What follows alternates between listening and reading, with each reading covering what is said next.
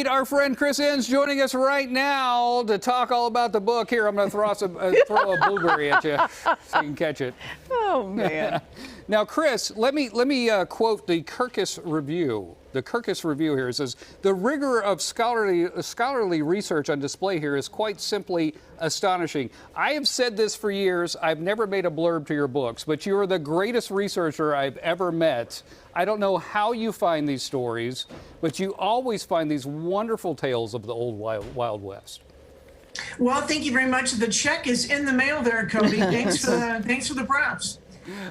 Yeah, you know, it's just women did such amazing things on the frontier, and this was just a little story that I thought needed to be told about these women who suffered great loss. Their husbands were killed at the last stand, and we know an awful lot about the 7th Cavalry. We just don't know what happened with these women after they lost their husbands, and I wanted to write a book about that, and I was able to write it using a lot of Elizabeth Custer's own letters and other material from that no one's seen before from the other widows. It's a fascinating tale, and I'm so glad that you brought this out, because I didn't know anything about this. They used to get together like once a year, right?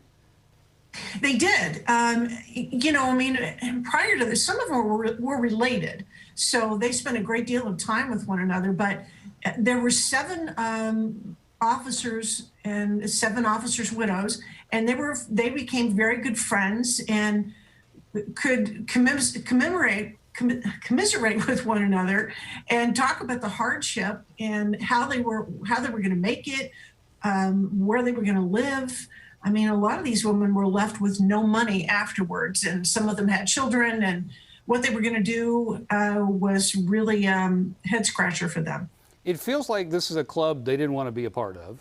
And now we're having a lot of tough news right now with people being in a club that they don't want to be a part of. Can we learn something from their stories? I think so. I mean, I think at the heart of it is friendship and being able to count on somebody who has experienced the same kind of loss that you have, and being able to share with one another how you feel, how you can get through one another. Just having somebody that you can just cry with. You don't have to talk. You can just cry with, and they know exactly what it is that you're going through. And certainly those ladies all felt that way. And just as I said, remained fast friends throughout the rest of their lives. Now, as we pointed out, Kirkus Reviews and Cody Stark Reviews, you are one of the best researchers I've ever made. So as you were going through and you're seeing these letters, some of these things people have not seen in forever, or maybe have never seen, and some of the photographs and stuff, what struck you from this?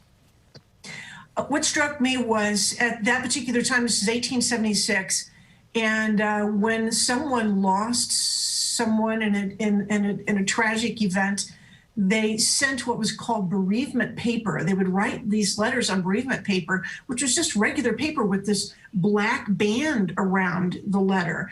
And depending on how much of a loss one suffered was how thick and wide that black band around those letters were. I had no idea that was even a thing. But one of the women from the last stand, Maggie Calhoun, lost 3 of her brothers, her husband, and a nephew. And you could hardly see anything in her letter. That black band was so thick around the cards that was sent to her. Wow, that is fascinating, Chris. Fascinating. Yeah, I know. Just these little tidbits of history that you had no. I'm like a frustrated Western Paul Harvey. So, and now you know the rest of the story. The rest of the story. Where can people get the rest of the story about the widowed ones? Well, golly, it's going to be in bookstores everywhere, but you can certainly go on Amazon.com, as everybody knows. You can go on my website, which is chrisenss.com, and you can order it through there.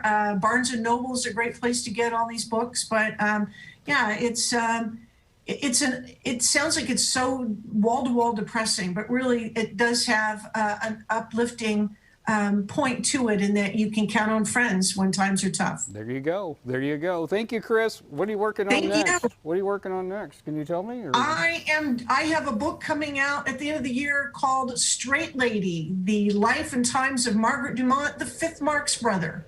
You've probably seen her in every Marx Brothers movie, but now there's a book just strictly dedicated towards her and her contribution to the Marx Brothers. Fantastic. Can't wait for that. We'll call you up then, too. Chris Enss, everybody. Right. She is the best. Let me tell you, I don't know how she finds this stuff. She like spelunks in libraries.